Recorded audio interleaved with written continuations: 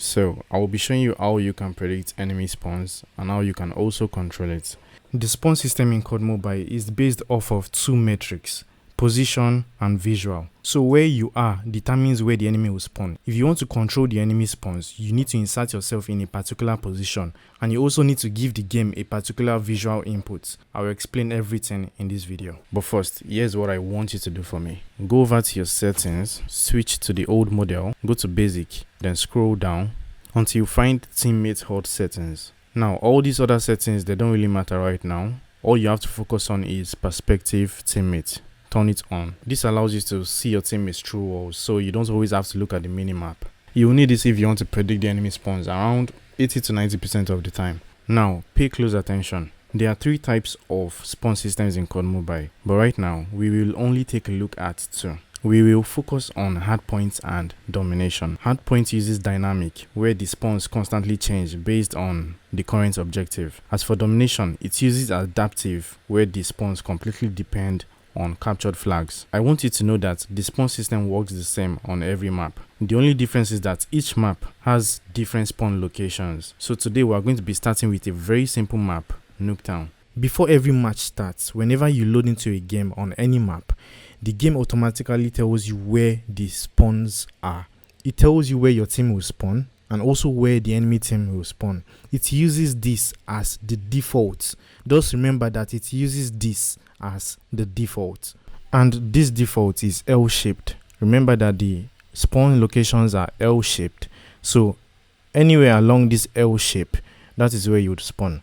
Sometimes you might spawn in a random location, but this is when whole system gets crowded, which rarely happens. So this Nuketown match begins with me and my teammates pushing to mid. Now pause, look at the radar.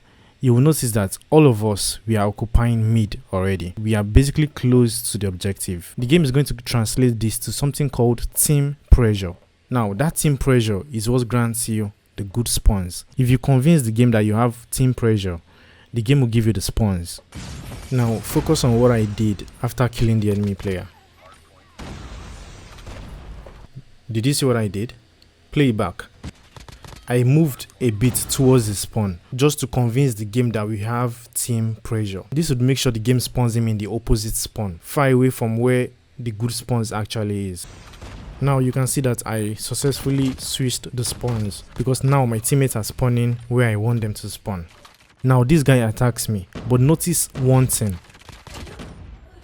You will notice that all of my teammates got wiped out, and because of this, the spawns flipped again. This means I was the only one right there, and the enemy teammates, they were already occupying mid. So obviously the game would think this is team pressure. I need to flip the spawns again. So after getting vaporized, where do you think I will spawn? I will be spawning close to my teammates because you can see them over there. Now let's take a look at another example. So I took out this guy, then all of my teammates got wiped as well. At this point I knew I was next, and then now that I've been taken out, where do you think I would spawn? You can see where my teammates are, so yes, I will spawn closer to them. Here is another example. As you can see, me and my teammates, we are pushing the enemy spawns.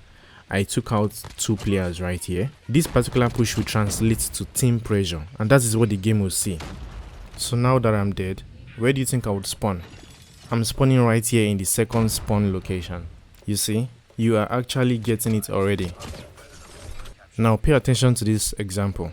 As you can see, my teammates and I, we are pushing the points. The game is going to translate this to team pressure because we got a couple of kills. After taking out this guy, I knew he was going to spawn behind me because obviously the spawns flipped. We already had team pressure, and then I tried to hold them off to stop them from getting to the point. But if you notice, I didn't overextend because overextending will mean the spawns will flip, and that is not what I want. I decided to stay close to my spawn while taking them out. This means even if I die or any of my teammates die, we still get the good spawns, which is close to the objective. You need to make sure the enemy team never gets team pressure, because if they do, you lose the spawns. This is the only way you can win in Hardpoint. This is why sometimes a pro player might kill you and you'll be like, how did he know I was there, or how did he know I was coming from this place?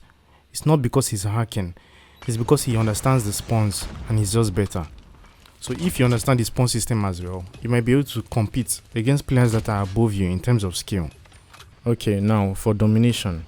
Domination isn't difficult at all. it's basically the same thing as Hardpoint, but has a slight twist to it. I won't go deep into it because if I do, I'll basically just be saying the same thing that I already said about Hardpoint. The only difference is that in Domination, team pressure is the only thing that can flip the spawn. Team pressure, if you and your teammates push directly into a flag, into the enemy spawns, that is when it flips. Let me show you an example. You can see me and 2 of my teammates pushing into the enemy spawn. If you notice, the game stopped spawning the enemy players over there. There was just 1 player left and I took him out. And then he spawns at the second spawn location. Now you can easily capture the flag. Now remember what I said at the beginning of this video about visual input and position. Now look at it. When I pushed the enemy spawn, I took out 2 players and I looked away. I not only looked away, I also moved away. This is to convince the game that I am no longer a threat, so it is safe to spawn the enemy players at the usual spawn. Remember, in Domination, the spawns are always the same, so if you are able to look away, the game will always spawn them in the same spots. Now look at how I used the same trick to spawn trap the enemy players and keep them from getting to my teammates, just long enough until they finally got me.